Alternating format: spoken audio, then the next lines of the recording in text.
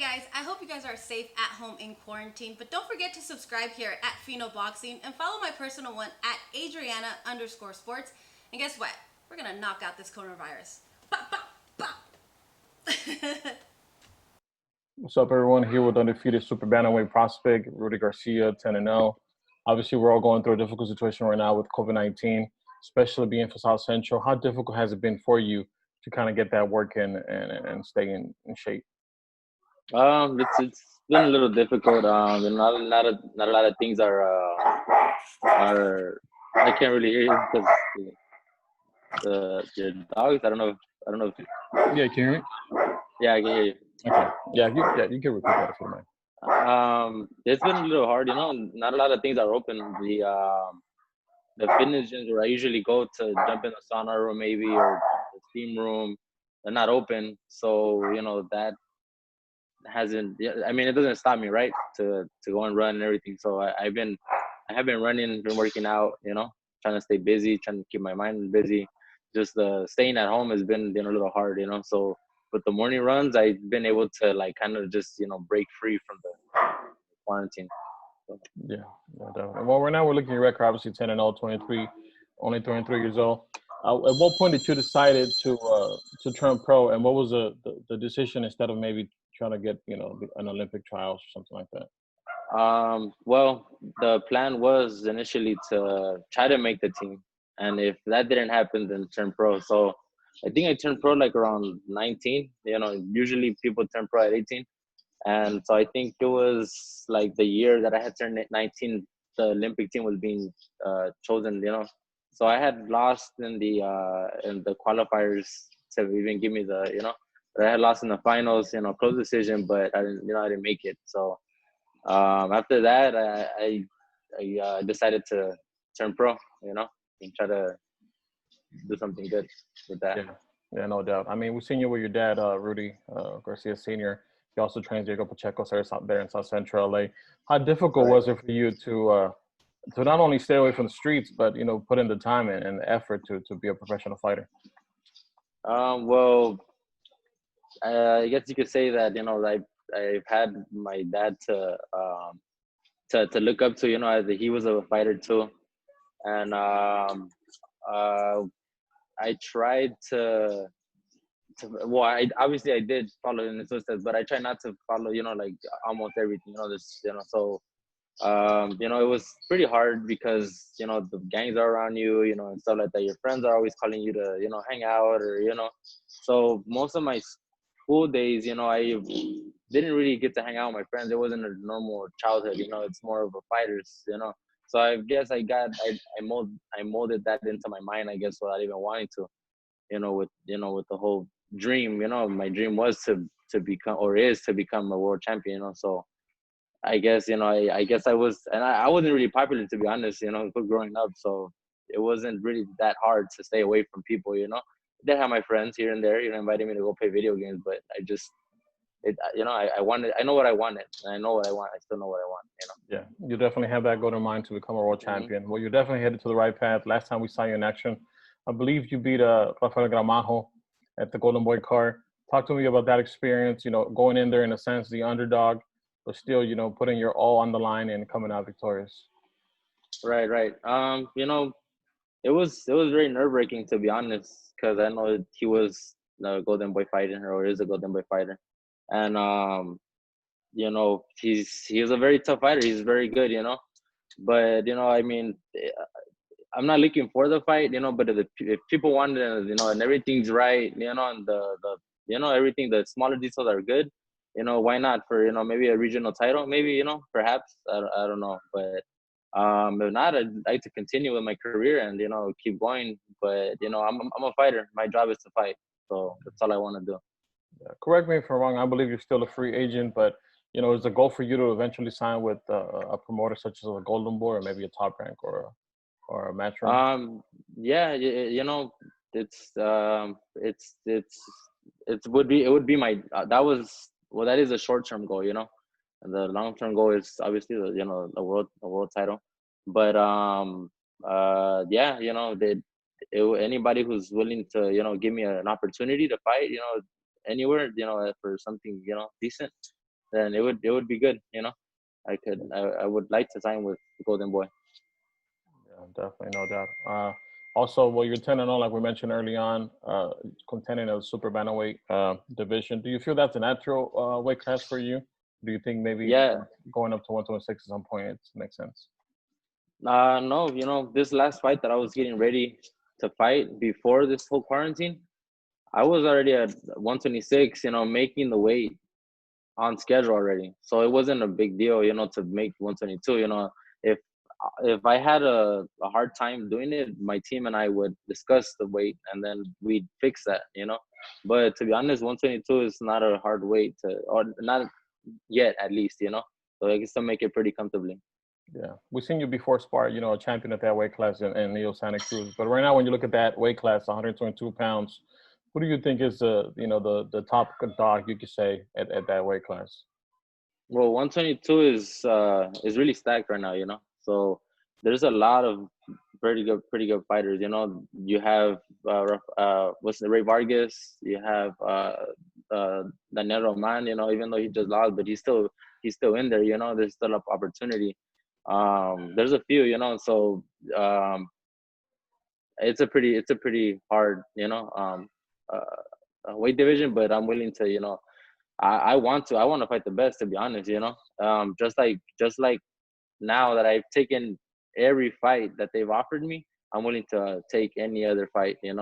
So obviously with the right details, with whatever the contract says, and with more fights, obviously I think I would need a little more experience, but I think I'm pretty good. I just need to fix a few things here and there, but other than that, I think I'm pretty good to go. Yeah, it's definitely a stacked division. When you mentioned those two names, and obviously Akhmedov would beat Roman, and then Navarrete is also in the picture as a champion, and now you have Luis Right, Neri, who's moving up to 122 pounds. So it's right. definitely a stacked division. Right now, when you look at the upcoming future, what do you have to do to separate yourself from a top contender prospect to be in that top 10 title contention? To be honest, not to toot my own horn here, but I honestly I think I have the skills to fight these big fighters. I believe in my skills. I have confidence in them. So does my team. And but if I do have to work on a few things, I know what it is. It's like a few things, here and there, and just all it is really maintaining, um, you know, the maintaining my I guess my momentum, in this. I think that's a very big, part of it. Keep busy, and being busy. I think that'll guarantee me the experience that I need, to fight these bigger fighters. But to be honest, I think I'm ready. Whenever the opportunity shows up. Definitely. Well, it's good to see that confidence in you. Right now, you just mentioned that you have a few things that you want to work on. How Hmm. will you describe your style to someone who hasn't seen you in the amateur days or now as a pro? I think. Let me see. I like to consider myself a boxer puncher. To be honest. I know I'm not the strongest fighter, but I can stay inside the pocket if I want to. And I've done it multiple times. And uh, I know it maybe not be like tough. I mean, all my fighters have been tough. All the fights that I fought have been tough fights. But I think I have the right skill set to be able to do all this. And the things that I do need to work out, I know, is that it's maybe a little bit more, like I said, on my power, to be honest. And being more busy, more putting more pressure, being able to put more pressure. And I guess that goes all back to the conditioning. But I think that's what I really need to work on. Yeah. Well, you mentioned that obviously you're not afraid to to put your all on the line and feel protected in a sense. When you look at all these other prospects, especially you being at 23 years old, you look at Ryan Garcia, you look at Devin Haney, you look at Teofimo Lopez, that seem to Right. be calling out these more established stars. Do you think that's good, for boxing? Do you think that's just the way it is with the new generation? I think it is. I mean, you can.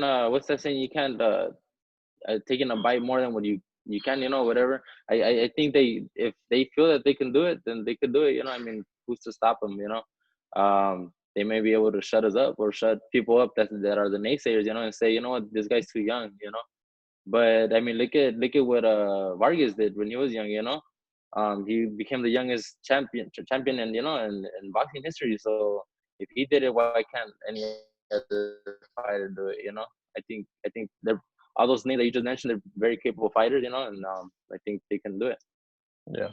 Now, if I could put you on the hot seat, there's a lot of discussion going on within the boxing community of who had the best career between Floyd Mayweather, 50-0, or A division Manny Pacquiao. In your opinion, who do you think had the best boxing career? You know what? I really like Mayweather's. I guess when he got, I'm not sure what his plan was, but I really see him as a businessman, and I like his business plan that he did. Obviously, he made all the right choices. He did all that. So I don't think we'll be able to really ever tell, to be honest. But Manny Pacquiao has had some of the toughest fights and so has Mayweather. But I think that happened more in his younger career. Later on, I guess he kind of made, in my opinion, I guess he relaxed a little bit. But that's because hey, he had the reputation to be able to do it. And Manny Pacquiao, I guess he wanted the hard fights, and to the day, and even a couple of years ago, it wasn't too long ago that Marquez beat him, and you know how that ended. Yeah. But in my opinion, to be honest, I don't care if somebody takes a loss. If in my opinion, the guts, and excuse my language, but the balls, that Marquez, I mean that Manny Pacquiao had to be able to do all of that. And look at what he just did with Keith Thurman. I mean, I didn't even think he was gonna pull that one off.